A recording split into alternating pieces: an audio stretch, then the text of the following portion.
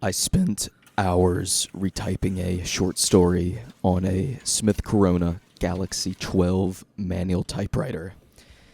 Not my own short story, though. Why? Why would I do this? Well, the short story was written by my friend, a friend I'd call a brother, and my brother is a writer. My friend and I met during our freshman year at college. I think our first conversation revolved around our love for Hunter S. Thompson and our disdain for our roommates at the time. The next semester, we lived in the same dorm together. We spent many early mornings drinking black coffee, reading Whitman, and discussing Keats before our other roommate, and the sun for that matter, even rose. For his birthday, I'm giving his own work back to him, just in a new form. A couple of months ago, he emailed me a PDF of this beautiful short story, and I felt compelled to put it in a physical form. There's a power in being able to see an entire piece of art without having to lift a finger. No need to flip a page or turn it around. When its entirety is on display, the sense of how grand a piece of work is truly reveals itself. I want people, including him, as it will most likely be hanging on his wall, to be able to take it all in. The story is called The Eighth Ballad of Ivan von Bloom, and in the story, Ivan is a writer, a poet of sorts, and he kept his poems in this leather-bound journal. They seldom escape that book. The main character's art was not easily accessible, and I think that's the case for most artists. Definitely for me, and that was part of my motivation to make this.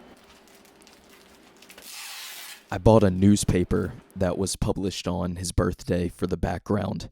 I couldn't find the specific year I needed, but I was able to get one from 1974, 30 years before he was born. But the month and day was right, so it was close enough. And there was a cool vibe with it being retro. I'm cutting out the typewriter paragraphs and applying them to newspaper pieces with a glue stick. And it feels a little bit like art class.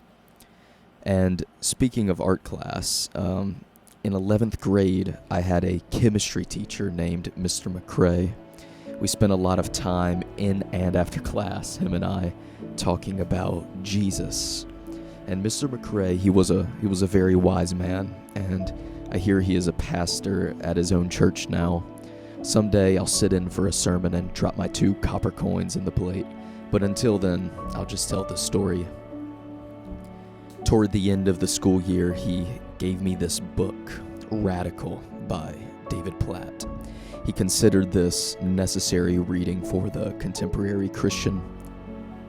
At the time, I didn't finish the book, but last year, after a season of invisible winds tumbling me down one too many times, I dusted off the cover and picked up where I left off.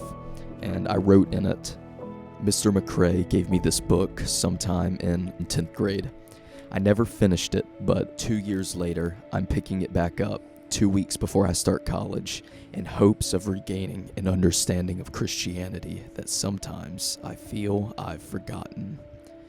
Mr. McCrae is a great man. I hold him in high regards. I hope to have more great conversations with him, even though I am no longer in high school. Here, I'm finishing what I started. The book means a lot to me, and so does every book or piece of art that someone has given me. It means someone took the time to see what I needed and offered me literary consolation. And I did get back in touch with things I had forgotten after reading the book. Changed my life in a few ways, actually. And I'm hoping that maybe way down the road, like 20 or 30 years, my friend Chad Merritt can gaze at this present, which is just his own work in a different format, and maybe get back in touch with something that he felt way back when he wrote it. Remind him of somewhere, sometime, or some person. I don't know. Just, I guess, feel the joy of remembering. Oh man. Oh, that's so cool.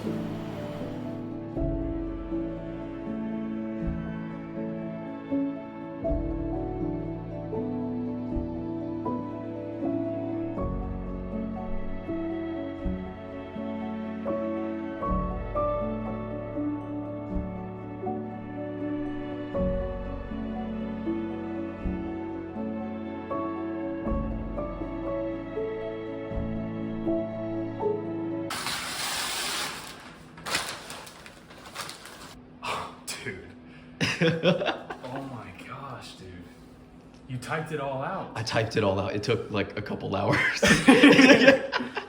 Dude, it looks amazing. Yeah, man. And the back, it's a newspaper from your birthday, August 11th, but from 1974. Dude, I don't even know what to say. Did you type out the dialogue in red? Yeah, dialogues in red. Where am I gonna put it? The wall. And your desk, maybe. Yeah, man. That can I go don't- on your dude, desk. I That don't- can go in your I office. don't even know what to say, guys. This is incredible. Happy 90. Solid, man. Thank you.